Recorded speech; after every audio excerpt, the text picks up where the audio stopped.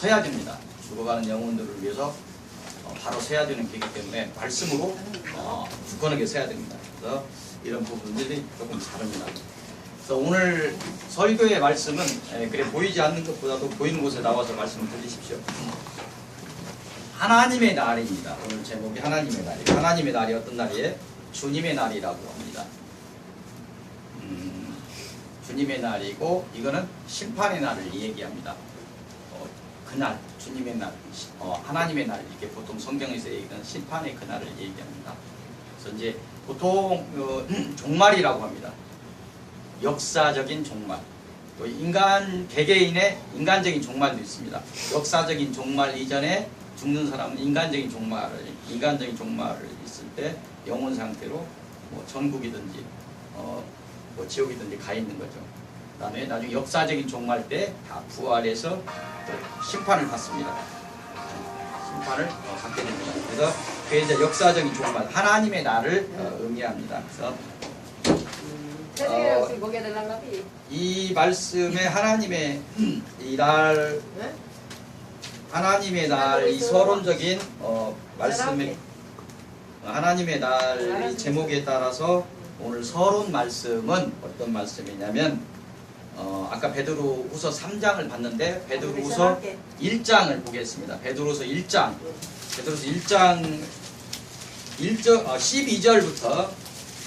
12절부터 21절까지가 오늘 서론 말씀입니다. 서론 말씀으로 들어갈 것입니다. 이 베드로후서 뭐 가깝죠. 아까 베드로후서 3장을 찾았으니까 베드로후서 1장을 찾으면 되니까 또 가까워 바로 있습니다. 찾으시고 1장 12절에서 21절까지인데 이 서론 말씀에 뭐 다 안 보더라도 얘기가 어떤 내용이냐면 지금 하나님의 날에 대해서 얘기하죠. 뭐 예수님의 강림에 대해서 얘기를 하는 거예요.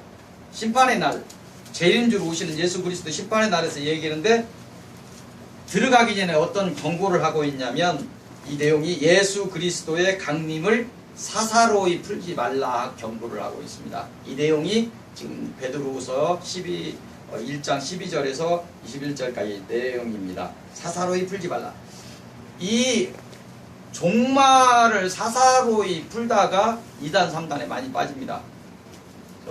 창세기를 잘못 건들다든지 특히 이제 이단들이 요한계시록을 잘못 건드려서 종말론을 잘못 건들면서 이단으로 빠져요. 많은 이단들이 종말론 때문에 이단으로 빠집니다. 그래서 주님이 뭐라고 하냐면 사사로이 그 강림을 풀지 말라. 그 왜 그렇게 얘기하는가를 16절 보겠습니다. 16절에 보니까 예수 그리스도의 이 강림하심에 대한 것이 사람이 적당히 이렇게 만든 교묘하게 만든 그 이야기가 아니다. 이 말씀을 하시는 거예요. 예수 그리스도 강림이 사람이 만든 적당히 꾸며놓은 뭐 소설 쓰듯이 만들어 놓은 신화처럼 만들어 놓은 이런 소리가 아니라는 거예요. 예수 그리스도 큰 위험의 말씀 속에서 나온 것이다. 예수 그리스도의 강림이라는 것이 하나님의 큰 위험 속에서 나온 것이라고 이야기를 하고 있습니다. 그리고 21절에 보면 그리고 이 강림에 대한 성경의 예언은 사람의 뜻으로 낸 것이 아니 오직 성령의 강림 감동하심을 받은 사람들이 성령의 감동을 받았던 사람들이 하나님으로부터 받아 말한 것이다. 하나님이 직접 개입하셨다. 이 성령 마지막 때에 대한 이야기는 하나님께서 개입하셔서 하나님의 사람들의 입을 통하여 이렇게 말을 했고 이 성경이 적어졌다. 이렇게 얘기를 하고 있는 것입니다. 그래서 이거는 정말 하나님의 사사로이 풀어서는 안 되고 정말 하나님의 바로 서 있는 사람들에 의해서 풀어져야 된다. 그러니까 어려운 얘기입니다. 왜 그러냐면 자기가 다 예수의 증인이라고 얘기하고 내가 성령 받았다고 이야기하면서 전부 다들 이 요한계시록을 풀고 있기 때문입니다. 상당히 어려워요. 이 부분이. 그런데 이런 부분을 이제 예수 성령에 감동되어서 이걸 푼다고 하는 사람들에는 성령의 열매들이 나와야 돼요. 이제 잘 보면 다릅니다. 성령의 사람인지 성령의 사람이 아닌지를 다 구분할 수 있게 됩니다. 때가 되면 구분할 수 있게 됩니다. 그래서 성령의 감동하심을 받은 사람들이 하나님도 받아 말한 것이다. 그러므로 20절에 그러므로 이 성경은 예수 그리스도의 강림을 포함한 모든 예언은 사사로이 자기 멋대로 풀지 말라. 함부로 풀지 말라. 이게 가능하면 안 풀어야 돼요. 나중에 말하겠지만 이 정신은 살아 있어야 돼요. 종말에 대한 정신은 가지고 있어야 되는데 세세한 것을 풀려고 할 때 하나님밖에 모른다는 걸 자기들이 풀려고 할 때 예수님한테도 그 날짜와 때는 안 보인다는데 자꾸 사사로이 풀려고 할 때 다 2단 3단이 된다는 거예요. 이런 부분을 사사로이 풀지 말라고 오늘 강력하게, 그리고 사사로이 풀고 있는 사람들에 대해서 너희들이 경고를 하고 또 양들은 그거에 대해서 주의를 하라고 경고를 하고 있는 것입니다. 그리고 혹여 주의 강림과 역사적 종말에 관해서 개인의 어떤 영성으로 어떤 영적인 비밀이 풀릴 수도 있어요. 마지막 때가 되면서 조금씩 풀어집니다. 풀릴 수도 있는데 풀었어도, 만약에 풀어서 알아도 성경 이상의 열림 그 이상을 공개해서는 안 돼요. 자기가 풀었다. 근데 하나님이 공개를 했다면 못 풀게 합니다.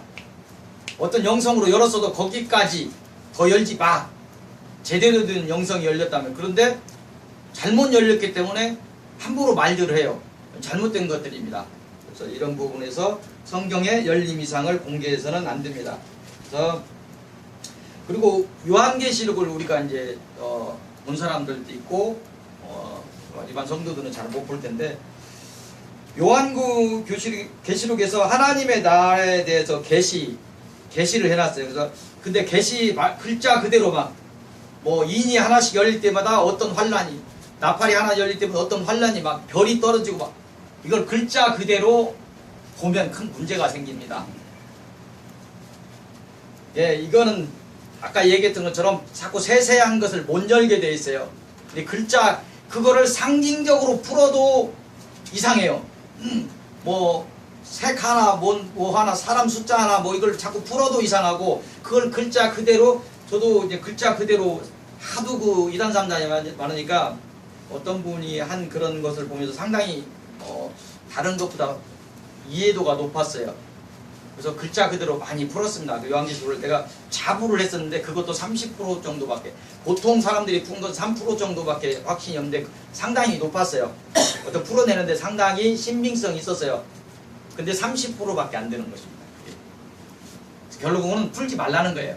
그 정신만 가지고 있으라는 거예요.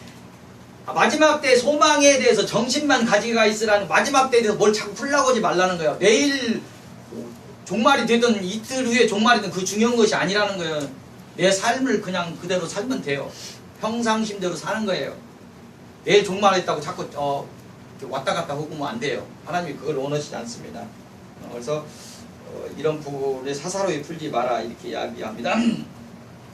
그리고 종말에 관해서 하나님이 누구도 그때와 징조를 알 수 없다. 그렇게 분명히 주님께서도 아버지밖에 나도 모른다. 때와 장소에, 때와 시에 대해서는 알 수 없다. 이렇게 얘기를 합니다. 그래서 성경의 종말에 관한 징조의 그런 관을 아까 말씀하신 것처럼 어떤 인이 어떻게 몇 번째 열릴 때 어떤 징조가 있다. 이런 것도 어떤 상징성을 띠고 있다는 것을 알고 함부로 그거 위해서 알려고 해서는 안 된다.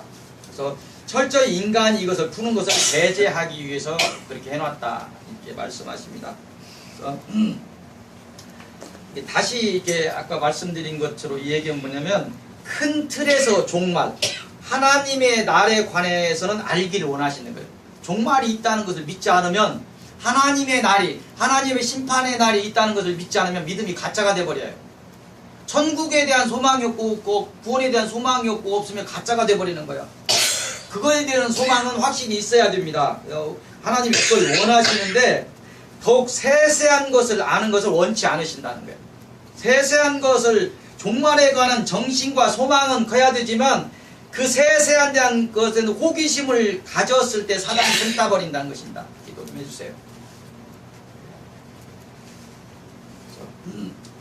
종말의 날짜와 같은 세세한 것을 말하는 사람은 하나님의 뜻을 어기게 됩니다. 그래서 알 수도 없는 것을 하나님이 예수님한테도 안 가르쳐준다 하는데 자꾸 어떤 사람이 옛날 그 2000년 되기 전인가요? 다미선교에 한번 막 크게 한번 터졌었죠. 막 단체로 막 환상을 봤어요. 막 날짜를 종말이었고 막 이렇게 봤어요. 근데 이런 부분들이 하나님이 안 하게 되어 있는 걸 봤다 이 말이야. 그러면 가짜라는 얘기야.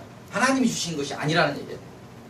아니 마지막 때는 예수님도 모른다는데 하나님밖에 모른다. 전부 하나님밖에 모른다. 성자 하나님도 모른다는데 사람이 자꾸 날짜 고치도 얘기하면 그건 가짜라는 얘기예요. 그래서 그걸 깨어있으라는 얘기. 그 정신, 종말에 대한 정신, 하나님 나라에 대한 정신만 가지고 있으라는 거예요. 그걸 소망을 하는 것이지 세세한 것을 푸는 것은 다 가짜라는 거예요.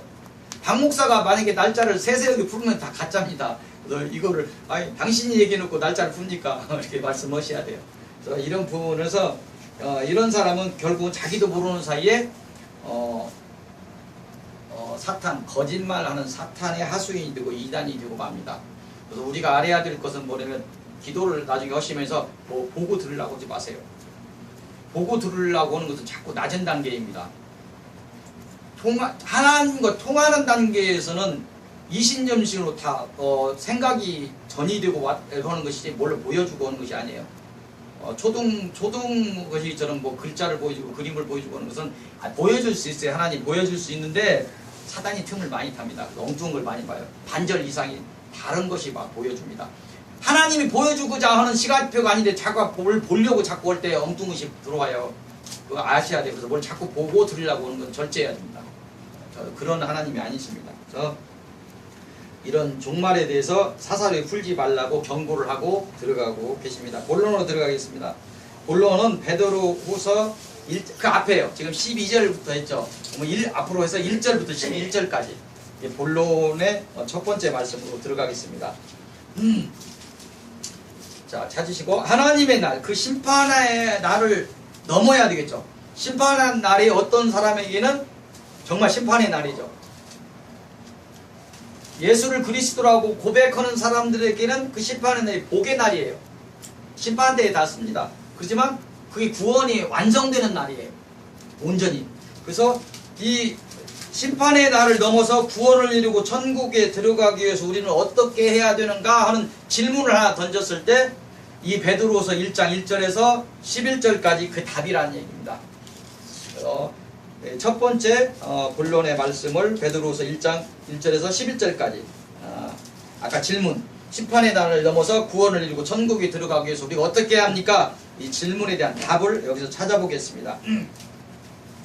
4절에 이야기하고 있어요. 우리는 세상 썩을 정욕을 쫓는 자가 아니고 신성한 성품을 구하여 소유하고 그 성품을 행하는 자가 바로 하나님의 날에 심판을 피하고 구원을 이루는 자. 답을 얘기하는 거예요. 세상 썩을 돈, 물질, 세상 정욕을 따라서 세상 썩을 것들을 쫓는 자가 아니고 하나님의 신성한 성품을 구해서 소유하고 그 성품을 행하는 자가, 소유만 해서 되는 것이 아니고 행하는 자가 하나님 나라의 심판을 피하고 구원을 이루는 자라고 답을 정확히 말씀하고 있어요. 4절에. 그래서 하나님께 구할 신성한 성품, 신의 성품, 신성한 성품은 무엇인가? 5절에서 7절까지 이야기를 하고 있어요. 첫째, 무엇을 말하고 있습니까? 믿음을 말하고 있어요. 믿음을 얘기하고 있습니다. 5절에 보면 너희는 더욱 힘써 너희 믿음을 얘기하고 있어요. 그래서 믿음을 얘기하고 있는데 여기서 우리가 가져야 할 믿음은 어떤 믿음이냐면 예수가 그리스도라고 하는 믿음입니다. 그 믿음이 뭐 아들을 믿고 남편을 믿고 누구를 믿고 하는 믿음이 아니고 예수가 그리스도라고 하는 믿음이에요. 예수가 그리스도라는 믿음이 구원에 이르는 믿음이라는 거예요. 우리는 예수가 그리스도라고 하는 사람이 그 기독교인이에요. 크리스천이라고 해요. 예수가 그리스도입니다. 그 고백하는 사람들이에요. 그 예수가 그리스도라는 그 믿음이 뭐냐면 예수께서 우리가 하나님께 이르는 방법과 길을 알려주시는 선지자가 되신다는 믿음이에요. 예수를 통해서 하나님께 갈 수 있다는 믿음이에요. 그 믿음이 예수가 그리스도라는 믿음이라는 거예요. 또 예수께서 하나님의 자녀로서 자격을 갖출 수 있도록 우리의 죄 문제를 해결해 주시는 어린 양이 되시며 동시에 대제사장이 되신다는 믿음이에요. 이게 예수가 그리스도라는 믿음이에요. 그리스도란 말 속에 그 선지자적인 요소 있고 제사장적인 요소가 있고 왕의 요소가 있어요. 그 세 개의 요소를 믿는다는 거예요. 그리고 세 번째는 예수께서 우리가 그 길을 걸어서 하나님께 가는 중에 견인되어서 가는 중에 사탄의 방해가 있을 텐데 그 하나님의 자녀가 못되게 하는 것이 될 텐데 끝까지 가면서 지옥으로 끌고 가려고 할 텐데 우리가 마침내 그것을 이기고 승리할 수 있도록 전 우주적인 왕권으로 이 지상의 왕권 정도가 아니라 전 우주적인 왕권으로 우리를 보호하실 것이다. 틀림없이 하나님의 나라로 인도하실 것이다. 이 믿음이요. 이것이 예수가 그리스도라는 믿음입니다. 이 믿음이 있어서 이 믿음이 우리를 구원시키는 것입니다. 우리는 예수가 그리스도라고 고백하는 사람들이에요. 그리스도인들이에요. 크리스찬이에요. 이거 하나만 끝인데 모든 진리의 끝이에요. 예수가 그리스도다. 우리 고백은 예수가 그리스도, 예수 그리스도 이것만 정확히 깨달은 은혜는 끝나는 거예요. 그래서 이 믿음이 우리를 구원하게 됩니다. 두 번째 우리가 구할 신의 성품이 뭐라고 하고 있습니다. 믿음의 덕을 세우라고 있죠. 믿음의 덕을. 우리가 구할 신의 성품은 덕이에요. 두 번째 믿음의 덕을 더하라고 하시죠. 여기서 말하는 덕은 뭐죠? 세상적인 덕을 넘어서는 거예요. 세상적인 덕은 구하지 않아도 나중에 우리에게 옵니다. 세상적인 덕을 넘어서 하나님으로부터 피조된 인간으로서 하나님에 대한 도리, 하나님이 우리를 피조했는데 하나님에 대한 도리, 즉 하나님의 지정의를 따라서 그 지정의를 따라 행하려고 하는 그 어질고 올바른 마음, 이게 덕이에요. 우리가 할 수 있는 것은 아닙니다. 하나님께 의지하고 하나님께 주신 성령의 임의를 받아서 하나님께 주신 지정의가 있어요. 근데 부족한 이 하나님의 지정의가 아닌 하나님의 지정의를 따르려고는 이걸 행하려고는 어질고 올바른 그 마음이 덕이라는 거예요. 덕스러움이에요. 세상적인 덕을 넘어서는 그 덕을 얘기합니다. 이 마음이 행함으로 삶에서 일어날 때 우리는 그를 덕 있는 사람이다. 그리스도인답다. 이렇게 얘기합니다. 그리스도인다운 사람이 세상에서도 덕을 펼치는 사람이 되어야 돼요. 제대로 된 그리스도인의 덕을 갖춘 사람은 세상의 덕을 펼칩니다. 제대로 된 하나님의 덕을 갖추지 못했기 때문에 세상 사람한테 인정을 못 받는 거예요. 자기 직원 하나를 영접시키는 그걸 못하고 있어요. 자기만 이기주의로 하나님 앞에 쫓아가면 안 돼요. 그 사람에 하나님이 없어요. 하나님이 정말로 있다면 쉬면서 그 직원들이 하나님의 길로 갈 수 있도록 인도하는 사람이 정말 하나님이 영이 있는 사람이에요. 그러면 그 행함을 보면 또 열매를 알 수 있다는 거예요. 없어요, 하나님이. 아시겠습니까? 예. 그래서 세 번째는 지식을 얘기하고 있어요. 지식. 덕에 지식을 더하라고 얘기하고 있는데 여기서 지식은 하나님을 아는 지식입니다. 우리 TV 이렇게 보면 뭘 얘기할 때 자꾸 세상적인 것을 얘기를 해요. 아까 이런 지식, 덕 이럴 때 세상적인 걸 화합 보면 세상적인 화합을 잘못 풀고 있네요. 성경은 하나님의 말씀을 풀어야 돼. 화합을 해야 된다고 하면서 세상 사람들과 북한과의 화합을 이루는 화합은 그것이 아니에요. 하나님과 우리의 끊어진 것을 연결시키는 것이 화합이에요. 그것이 화합이라는 거예요. 사람의 화합은 뭐냐면 하나님과 단절되어 있는 그 사람들을 하나님의 사람으로 만들도록 내가 그 사람과 연결하면서 그들 위해서 기도하고 이렇게 하면서 그 화합의 길로 하나님과 화합의 길로 만들려고 할 때 우리가 하는 게 그게 그 사람과 화합이에요. 내가 그 사람을 위해서 기도하고 그 사람을 하나님의 사람으로 만들도록 그렇게 가서 인도하고 하면서 그 부차적인 세상적인 사람들이 얘기는 화합은 이미 이루어지는 거예요. 오늘 지금 얘기한 지식이라는 것들도 마찬가지예요. 우리 자꾸 세상적인 법으로 풀면 안 돼요. 이 성경은 성경적인 그 하나님 말씀을 풀어야 되는 거예요. 이 지식은 뭐예요? 지식은 하나님을 아는 지식을 얘기는 세상적인 지식을 얘기하는 거 아니에요. 하나님을 아는 지식이 있을 때 하나님께서는 세상을 아는 지식을 같이 주십니다. 그러니까 우리가 그 법을 자꾸 조그만 걸 찾으려고 하면 안 돼요. 하나님을 아는 지식이 됐을 때 성령이 충만해졌을 때 세상을 이길 만한 지식을 하나님께 주십니다. 공부도 마찬가지예요. 학생들은 그 부분에서 잘 알아야 돼요. 하나님을 아는 지식이 먼저 있을 때 하나님께서는 이 세상을 이길 만한 지식을 부어주십니다. 순서가 두 바퀴만 안 됩니다. 그 하나님이 주신 진리의 말씀을 아는 지식, 이걸 가져야 된다는 것입니다. 그리고 오늘 지금 얘기하는 건 뭐예요? 하나님에 대한, 날에 대한 지식도 말씀을 좀 세복에 들어가 하나님에 대한 지식을 오늘 얘기하는 거예요. 그거를 더하라는 것입니다. 네 번째, 우리가 구할 신의 성품은 절제를 이야기하고 있습니다. 지식의 절제를 갖추라, 이렇게 말하고 있어요. 절제는 단어 의미대로 정도를 벗어나지 않도록 스스로 조절하는 것, 절제하는 것, 이렇게 말합니다. 우리가 하나님을 알고 하나님의 말씀에 대한 지식을 하나님을 말씀에 추구한다고 하더라도 정도를 절제를 하지 못하면, 하나님을 향한 우리의 믿음을 세우기에 어떤 절제하지 못하면 사사로이 어떤 욕심을 내면서 성경 공부를 한다고 하는데 욕심을 내고 사사로이 어떤 것들이 들어가고 그러면 이상해져 버릴 수도 있는 거예요. 절제해야 되는 거예요. 절제해야, 그 성경 말씀을 많이 묵상하면서 어느 단계에서 절제해야 될 때는 절제해야 됩니다. 정도를 벗어나면 안 돼요. 그래서 이 절제를 이야기합니다. 무리한 욕심이 앞설 때 사탄의 헛소리를 들을 수 있다. 무리한 은사를 내가 갖고자 할 때, 보고 들으려고 자꾸 할 때, 하나님 자꾸 보고 듣는 거 아니라고 하는데 자꾸 사람들은 하나님에 대해 보고 들으려고 그래요. 하나님은 보고 듣고 하나님의 음성을 뭐 들어야 된다, 봐야 된다, 이거 아닙니다. 그건 아주 볼 수도 있어요. 들을 수도 있는데 초등학문 정도에, 지식이 많은 사람은 그림이 하나도 없는 그 작은 글씨의 그 책을 보지 그림을 안 봅니다. 하나님의 사람으로서 어느 정도 있는 사람은 그림을 보여주는 게 아니에요. 생각과 생각이 교류하는 정도가 됩니다. 이신점심의 단계가 돼요. 그림을 보여줘야 할 정도면 아주 낮은 믿음의 사람을 얘기하는 거예요. 그래서 그런 단계에서는 사단이 틈탑니다. 그래서 자꾸 보고들을 나오지 마세요. 보고들을 나오지 마시고 하나님 말씀 따라가시고 기도하시고 그러면 하나님의 어떤 그런 관계 속에서 하나님의 지정의가 서로 교통하는 그런 때가 열리실 수 있습니다. 다음에 다섯 번째, 우리가 구할 성품을 인내라고 합니다. 인내.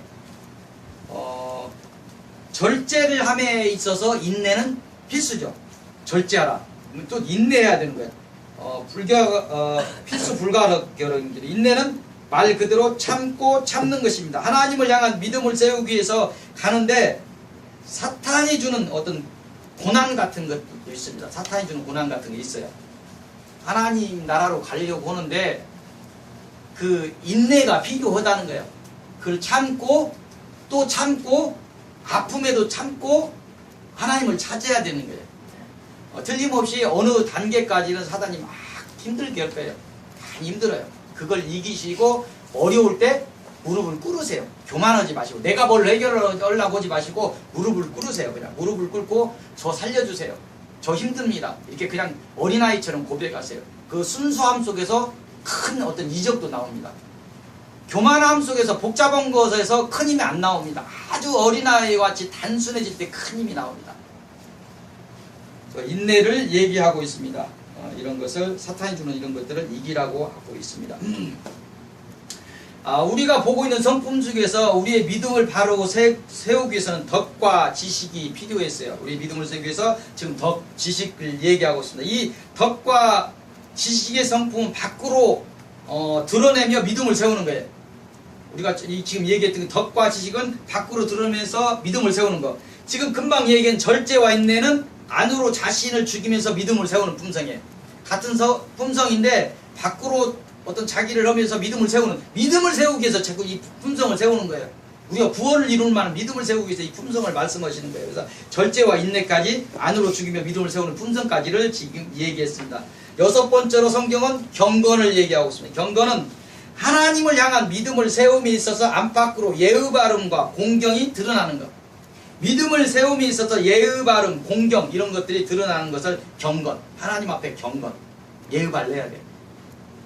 겉으로 드러나는 것이 아니라 내 온 마음에서 하나님께 예배야. 지금 예배라고 예를 갖춰서 절하는 거예요.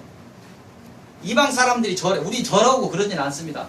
하나님이 뭐 어떤 형상으로 있는 것이 아니기 때문에 절하진 않아요. 절하진 않는데 그 정신을 가지고 있어야 돼요. 예를 갖춰서 절하라는 예배예요. 예를 갖춰서 절하라는 게 우리 서익교회는 지금 저 옮겨가면 다 바닥입니다. 무릎을 최소한도 와서 1초가 됐든 2초가 됐든 무릎을 꿇는 교회예요. 그 언제부터인지 70년대 80년대 우리 교회들은 다 저 무릎 꿇는 교회에 있었죠. 그 방송 놓고 다 무릎 꿇는 교회인데 어느 때부터인지 다 의자가 놓여지고 뒤에 등받이가 놓여지고 처음엔 등받이 없었어요. 근데 등받이가 놓여지고 자 기대입니다. 다 기대고 반절 졸고 설교 들으러 온 거 아니에요.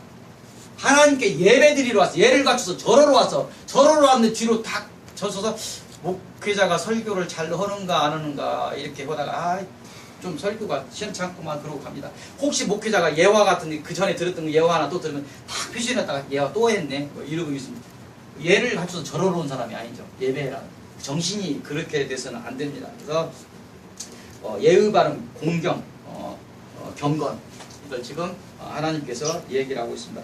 7번째로 형제 우애를 말씀하십니다. 형제 우애는 교회 안에서 그리스도인들 간의 사랑을 얘기합니다. 그리스도인들 간의 사랑, 형제 우애 밖에 물론 그리스도인들 간의 사랑이 펼쳐지고 또 이제 밖으로 펼쳐지겠죠. 이제 여기서 얘기는 성경에서 얘기하는 형제 우애는 교회 안에서 그리스도인 간의 사랑을 이야기합니다. 그래서 우리는 지극한 마음으로 하나님을 사랑하듯이 서로가 서로를 사랑하면서 하나님의 향한 믿음을 세워야 돼.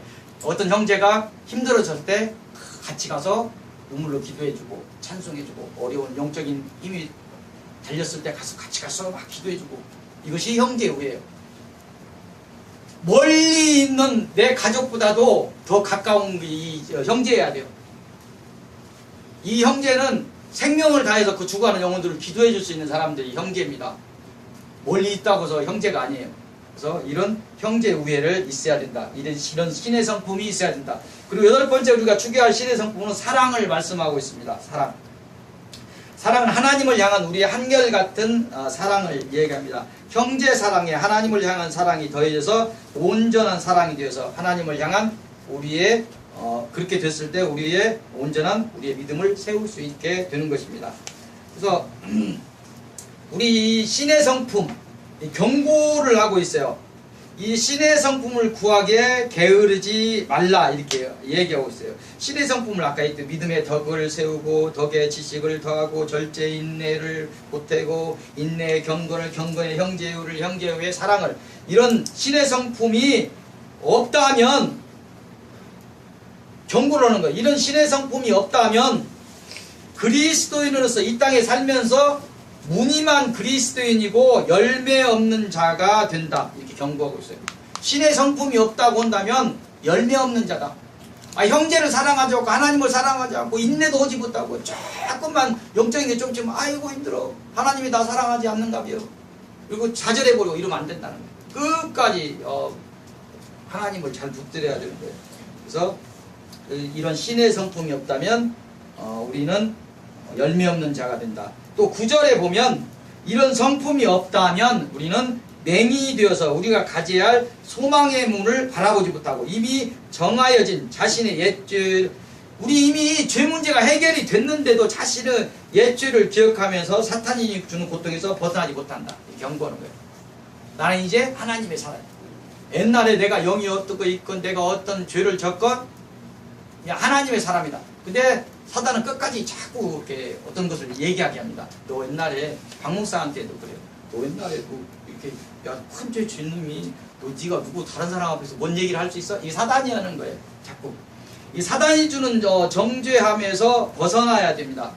이런 신의 성품을 구해서 없다면 자꾸 그 사단이 주는 그 벗어나지 못하고 이미 하나님께 너 죄 없다 하나님이 하시는데 자꾸 옛 것을 들고 있으면 안 되죠. 그래서 이런 신의 성품을 우리가 가져야 된다 이야기하고 있습니다. 또 권면을 하고 있습니다. 10절에 하나님의 자녀로 부르심과 택함을 받은 너희여 10절에 얘기했어요. 믿음을 굳게 하라고 이렇게 얘기하고 있습니다. 그리고 아까 얘기한 그 신의 성품들을 행하여서 믿음을 굳게 한다면 너희는 사탄의 어떤 올무에도 실족하지 않고 마침내 승리할 것이다. 이렇게 10절에서 권면하고 있습니다. 이런 신의 성품을 갖춘다면 예수 그리스도가 준비한 영원한 하늘나라에 들어갈 수 있다고 말씀하십니다. 그리고 또 이는 이 하늘나라에 들어갈 수 있도록 구하는 자마다 이는 신의 성품을 구하라는 거야. 구하는 자마다 이 성품들, 신의 성품들을 후하게 해주시겠다. 그냥 주시는 것도 아니라 후하게 해주시겠다. 이게 구하라는 거예요. 신의 성품을 구하라는 거야. 내가 다른 영혼을 위해서 눈물을 흘리는 그 눈물이 없다면 눈물을 달라고 기도하면 돼요. 다른 영혼을 사랑할 수 있는 그 마음을 달라고 기도하면 돼요. 주시겠다는 거예요. 구하십시오. 듣는 귀가 열리시기를 바랍니다. 구하는 입이 열리시기를 빕니다. 기도의 문이 열리시기를 빕니다. 하늘 문이 열리고 은혜의 문이 열리시기를 빕니다. 아멘. 이 말씀을 듣는 모든 하나님의 자녀들, 신의 성품에 참여하시고 하나님께 인정받는 하나님의 날에 구원을 이루는 복된 하나님의 자녀들이 되시기를 빕니다. 다음으로 본론 두 번째 말씀입니다. 오늘도 길다 거지 마시고 하나님께서 다 하라고 한 것입니다. 다 뜻이 있는 것들이니까 저희 교회 가면 무슨 성경도 이리 보고 저리 보고 너무 많이 보고 막 길기만 하고 나오지 마시고 조금 이제 훈련이 되면 굉장히 꿀송이 치는 단 말씀들이 될 겁니다. 두 번째 본론 말씀은 베드로후서, 거기서 이제 같은 후서니까 3장으로 넘어갑니다. 3장 1절에서 7절. 오늘 그 봉독에 든 말씀이 그 안에 있죠. 1절에서 7절과 14절에서 18절 두 가지를 오늘 본론의 두 번째 말씀으로 보겠습니다. 3절을 보겠습니다. 3절 베드로후서 3장이에요. 3절 하나님의 날에 대한 세상의 조롱이 있다고 말씀하십니다. 다시 말해서 마지막 날 하나님의 날을 준비하는 그리스도인들에게 세상은 조롱으로 흔든다는 것이에요. 야, 너희들 교리에 보면 하나님의 날이 있다면 심판의 날이 있다면서 그 언제 오냐? 있긴 나오냐? 이단들이 그거 갖고 흔들고 오는데 그거 맞아?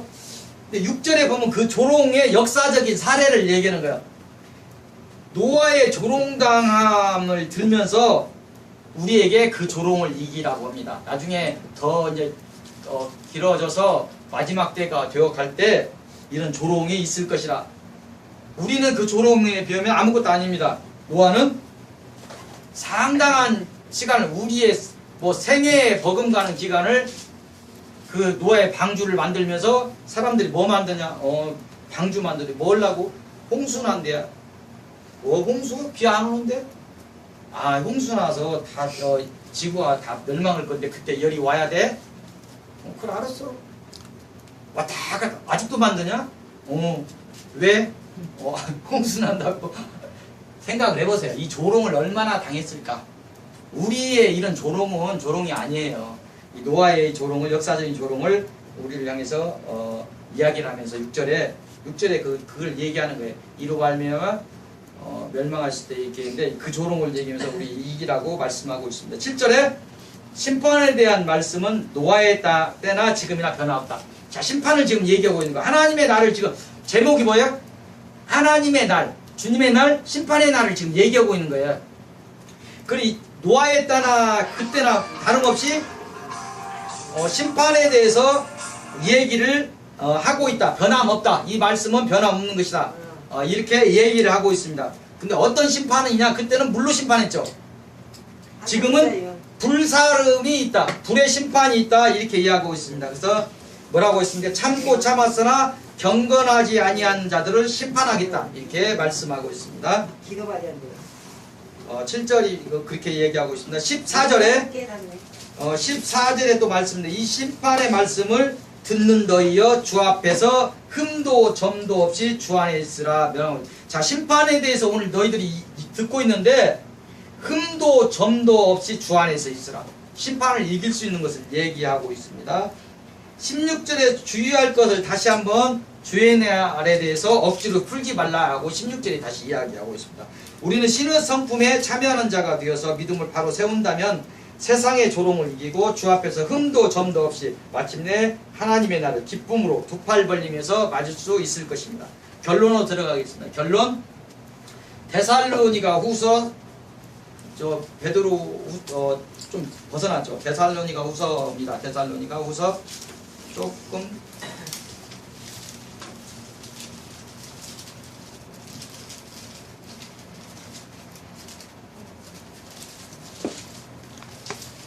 데살로니가 후서입니다. 데살로니가 후서 1장입니다.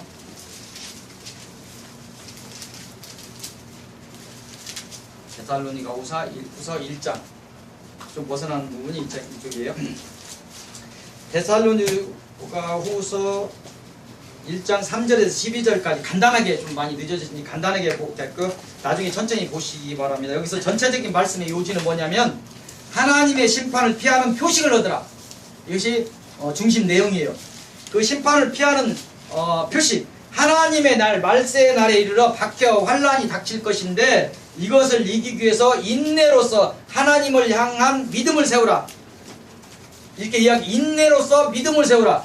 이게 표식이라는 거예요. 인내와 믿음이 하나님의 심판을 피하는 표식이다. 이렇게 이야기하고 있습니다. 그래서 다시 이제 아까 저 데살로니가 후서 나중에 표시하고 읽어보시고 베드로 후서로 다시 넘어갈게요. 베드로서 아까 베드로 후서를 보고 있었죠. 베드로서 2장입니다. 오늘 베드로서 많이 보고 있습니다. 베드로서 2장 1절에서 22절까지 보겠습니다. 베드로후서 아까 봤던 그거의 베드로후서 2장 1절에서 22절까지. 이 말씀의 주된 말씀은 뭐냐면 하나님의 날에 대하여 거짓을 말하는 거짓 선지자들을 주의하라. 이 얘기를 하고 있어. 거짓 선지자들을, 하나님 날에 대해 종말에 대해서 거짓말로 얘기하는 그 거짓 선지자들을 주의하라는 것이 주 내용입니다. 거짓 선지자들은 이단의 비진리를 받아들여서 예수 그리스도를 부인하는 자, 예수가 그리스도라고 얘기하는 사람이 그리스도인이고 예수가 그리스도라고 아닌다고 얘기하는 사람이 이단이라는 거예요. 비진리라는 거예요. 이 거짓 선지자들의 특성이 있어요. 거짓 선지자들의 특성이 뭐냐면 2절에 호색한다 이렇게 이야기를 했어. 호색하고 3절에 보니까 지어낸 말을 가지고 이득을 삼는다. 자꾸 거짓말하고 어떤 이득을 위해서 사람을 거짓말로 위해서 자기의 이득을 주기 위해서 다른 사람을 힘들게 하고, 이런 것들이 거짓 선지자들의 특성이다 이렇게 얘기합니다. 그럼 10절에 보니까 육체를 따라 더러운 정욕 가운데 행하는 자들이다. 육체를 따라 더러운 정욕 가운데 행하는 자들이다 이렇게 얘기하고 있어요. 그 다음에 인간의 생사화복을 주관하시는 예수 그리스도를 멸시하는 자들이다. 그리고 주를 향해서 당돌하다. 아까 경건하고 이런 것이 아니라 당돌하다. 하나님 내가 이 정도 했으면 하나님 나 도와줄 만한데 왜 그런 사람 많이 있어요. 내가 기도를 이렇게 했는데 왜 우리 장사 이렇게 안 됩니까? 이런 사람도 있어요. 하나님 앞에서 당돌하고 주 앞에서 스스로 자신을 교만하게 높이며 주를 아는 지식이 없어 주를 아는 하나님이 얼마나 대단한 분인 것을 안다면 주 앞에 떨어야 돼요. 두려워야 됩니다. 두려움이 있어요. 두렵고 떨림이에요. 경외라는 거예요. 두렵고 떨림으로 사랑하는 것이 경외하는 사랑입니다. 하나님이 어떤 분인지 모르니까, 하나님을 아는 지식이 없기 때문에 주 앞에서 떨지 않는다는 거예요. 예배를 드리는데 대충대충 한다는 얘기예요. 주님이 어떤 분인지를 알다면 떨게 돼 있다는 거예요. 예. 주를 아는 지식이 없어서 떨지 않고 하나님의 바른 선지자들을 비방한다. 하나님의 바른 선지자들을 비방하는 이런 자들이 거짓 선지자들이다. 또 12절을 보니까 이성 없는 짐승같이 하나님의 진리의 말씀을 비방한다. 아니 참 지식이 없다 보니까 짐승같이, 정말 이성 없는 짐승같이, 사람인데 참 짐승 같은 놈 그렇게 비유를 하죠. 사람 많지도 못하는 것들 짐승만 못하다 이렇게 얘기했는데, 짐승같이 하나님의 진리의 말씀을 비방한다. 12절 13절에 보니까 양심의 화인을 맞은 이들은 빛이 충만한 낮 시간에 드러내놓고 악행을 즐긴다. 이를 기뻐한다. 그리고 14절 보니까 음심을 품고 범죄하여 굳세지 못한 영혼들을 유혹하는 자들이다. 이렇게 이야기하고, 거짓 선지자들 이런 부분, 영적인 부분을 많이 이야기하고 있습니다. 물론 음행이나 육체적인 음행도 얘기했지만 영적인 부분을 지금 얘기를 하는 거예요. 마지막 거짓 선지자의 특성은 허탄한 것들로부터 그릇되하면서 겨우, 아니 힘들게 하는 것에서 겨우 벗어났는데 끝까지 쫓아가서 음란으로 유혹하여 육체의 정욕으로 넘어지게 하는 자들. 이것이 거짓 선지자들의 특성이다. 그래서 우리가 영적인 부분을 알면 집요합니다. 정말 집요해요. 잠도 안 자요. 그걸 알면 우리가 깨어 있어야 돼요. 주님께 우리가 깨어 있는다고 하더라도 안 돼. 주님께 간구해야 돼요. 우리 지켜달라고. 그 정도로 이런 영적인 부분들이 강합니다. 이렇게 우리를 끝까지 넘어지게 할 것입니다. 근데 이 거짓 선지자들의 결말에 대해서 말씀을 하십니다. 15절에 이들은 발람의 길을 따르는 자들로 그들이 행한 불의의 삭을 반드시 받게 될 것이다. 발람의 길 어딥니까? 민수기에서 나오는 거 25장에 발람은 거짓 선지자입니다. 거짓 선지자 중에 하나예요. 그래서 발락이라는 왕의 이렇게 외국의 선지자인데 스카웃돼서 이렇게 와고 이스라엘 사람들을 이렇게 치라고 하는데 하나님께서 이 발람한테 너 그러면 안 돼 하고 좋은 쪽으로 자꾸 예언하게 해요. 근데 하도 안 되니까 나중에 가면서 발락이라는 왕에 잠깐 이 소스를 주고 가요. 어떻게 하면 음행하게 해요. 미디안 족속이나 이렇게 음행하게 하고 이스라엘 사람들을 많은 수를 죽게 만듭니다. 이런 발람의 길을 선지자를 얘기는 거짓 선지자입니다. 이 발람의 길을 따르는 자들이다. 이거 또 이런 자들은 또 가인의 길을 가는 자들이죠. 그래서 그들이 행한 불의의 삭을 반드시 받게 될 것이다. 지옥에 갈 것이다. 그 속에 있는 영들은 무저갱에 갇힐 것이다. 이렇게 이야기합니다. 16절의 마침에 그들은 물 없는 샘과 같이 될 것이며 물 없는 샘 같이 되면 뭐 생명이 없는 것이죠. 광풍에 밀려가는 안개. 이 얘기는 오늘 새벽에 나오는 것도 조금 다른데 바람에 밀려가는 구름 없는 물 없는 구름을 얘기했는데 그거는 또 다른 거예요. 광풍에 밀려가는 안개. 자, 사단이 악한 것들이 안개를 pil죠. 그래서 칠흑같이 아무것도 알 수 없는 것들에서 어느 한순간 하나님의 어떤 그 광풍 같은 거에서 흔적도 없이 저희들은 사라질 것이다. 지금 힘들게 하는 것들, 우리 여러 지금 힘들게 하는 힘든 분들이 있어. 근데 그 힘들게 하는 것들 나중에 어떤 광풍에 사라진 안개처럼 사라질 것이다. 그런 날이 있을 것입니다. 19절에 권면하고 있어요. 양같은 양에게 우리를 권면하고 있습니다. 이 시대의 거짓 선지자를 주의하라. 그래서 진자는 이긴 자의 종이 될 수밖에 없다. 그래서 거짓 선지자는 처음 진 거예요. 악한 것들에 져서 거짓 선지자가 됩니다. 그래서 거짓 선지자의 유혹에서 너희들도 거짓 선지자 유혹에서 벗어나지 못하면 진자는 이긴 자의 종이 되는 거예요. 너 악한 것에 져버리면 그 이긴 자의 똑같은 거짓 선지자의 종이 되어버린다. 이렇게 얘기하고 있습니다. 19절에 얘기. 20절에 선자의 조심을 얘기했습니다. 섰다고 하는 사람의 조심을 얘기했습니다. 하나님을 알았다가 다시 거짓된 것에 얽매면 나중 형편은 더욱 초라해진다. 이게 뭐냐면 섰다고 하는 사람들, 지금 섰다고 하는 사람들 넘어지면 큰일 납니다. 아예 믿음 없는 사람 넘어지는 거 하나님이 용서도 하는데 크게 섰다가 목회자로 서고 섰다가 큰일 납니다.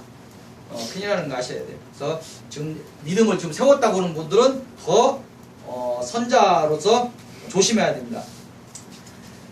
마지막 결론 말씀을 베드로전서 5장 1절 11절까지 베드로 전서입니다. 후서인데 전서 5장 베드로전서 5장 1절로 11절까지 먼저 이 시대 교회의 믿음에 앞선 참 선지자에게 주시는 말씀이 있고 참 선지자에게 주시는 권면의 말씀이 있어요.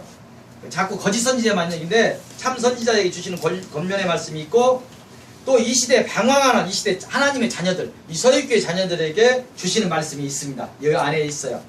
2절에 보면 첫 번째로 양무리를 이게 참 선지자에게 주시는 말씀이에요. 양무리를 돌보되 어떻게 하나님의 뜻을 따라서 자원하여 하라 이렇게 말씀하고 있습니다. 이 소명에 관한 거예요.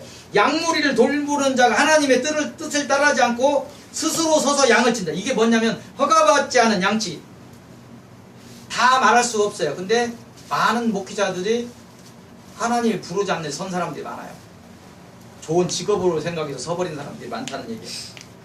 그래서 이걸 얘기하고 있습니다. 허가받지 않은 자원하사 하나님의 뜻을 따라서 부르면 성경의 얘기처럼 이 세상 예수님께서 제자를 부르십니다. 나를 따르라 해요. 세상처럼 제자들이 따라가는 법은 없어요. 근데 이런 법을 지금 얘기를 하는 거였어요.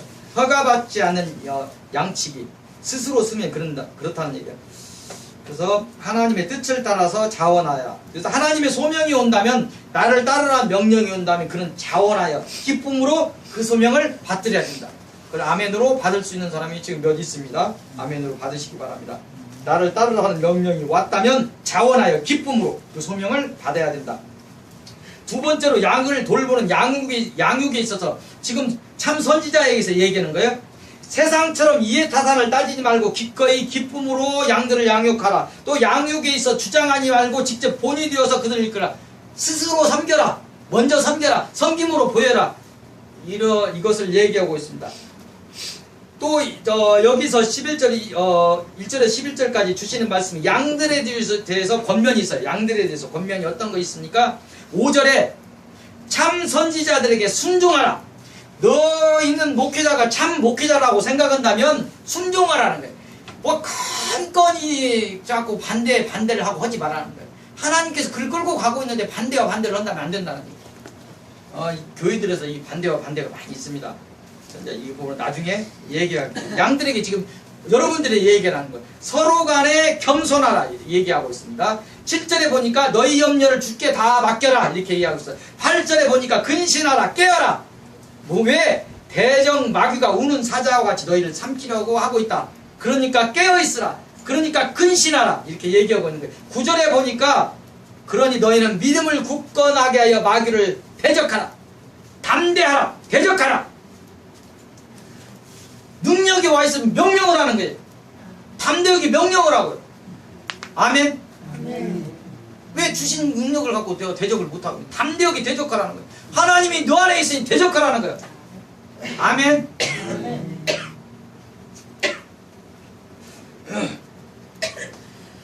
그래서 10절에 뭐라고 말씀하신 게 다 끝났습니다. 조금만 더 시계 보지 마시고 자꾸 시계 보면 안 됩니다.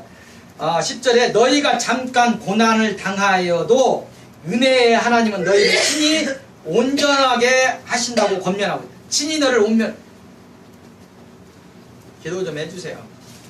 능력이 있어도 자꾸 기도를 못 하시니까. 자, 잠깐 너희가 지금 고난을 당하고 있어도 은혜의 하나님 너희를 친히 온전하게 하실 것이다 이렇게 권면하고 있습니다. 마지막 결론을 내겠습니다.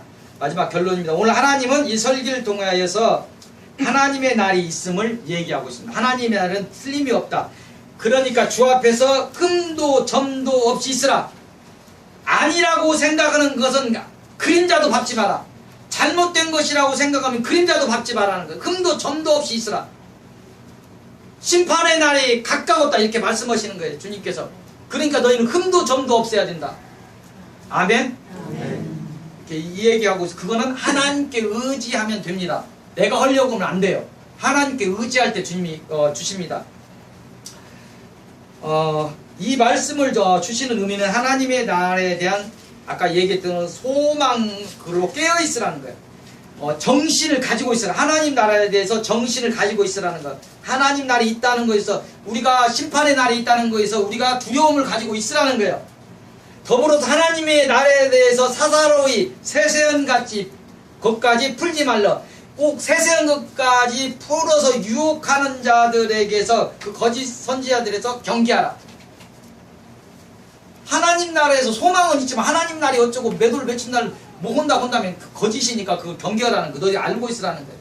그거에 대해서 얘기를 하고 있습니다. 또 얘기합니다. 하나님의 자녀로 예정되고 택하심을 받은 우리는 하나님의 뜻을 받들어서 사탄의 유혹에서 우리를 지키기 위해서 오직 하나님께 의지하고 신의 성품, 하나님의 품성을 갖추기 위해서 하나님께 은혜를 구하고 구해야 된다. 하나님의 성품을 달라고 그 신의 성품을 달라고 하나님께 구해야 된다. 이렇게 이야기하고 있습니다. 또 선지자대로 맡긴 양을 양육하기 위해서 생명을 다하고 양은 참 선지자를 순종으로 따라서 이 땅에서 빛과 소금의 역할을 다하는 교회의 어떤 무리를 이루어야 할 것입니다. 주님께서 오늘 마지막으로 권면하고 있습니다.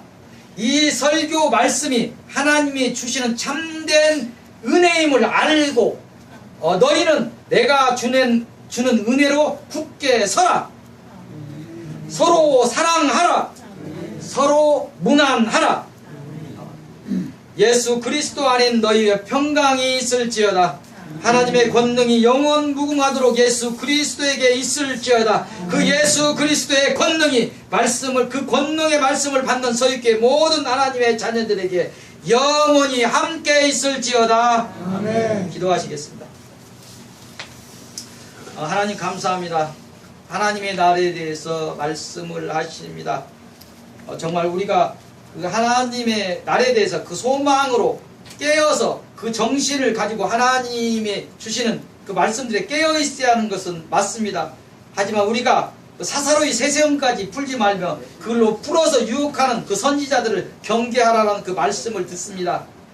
주님께서 저희에게 그 깨닫는 말씀을 주시고 또 저희가 구원에 이를 수 있는 그런 신의 성품들을 저희에게 구하오니 저희에게 주시고 저희가 그 구원을 이룰 수 있도록 주께서 함께하여 주시고 악한 것들이 우는 사자처럼 저희를 흔들고 있사오니 주께서 저희를 온전히 지켜 주옵소서. 끝까지 저희를 지켜 주옵소서. 하나님께서 함께하여 주옵소서. 주 예수 그리스도의 이름으로 기도하옵나이다. 아멘.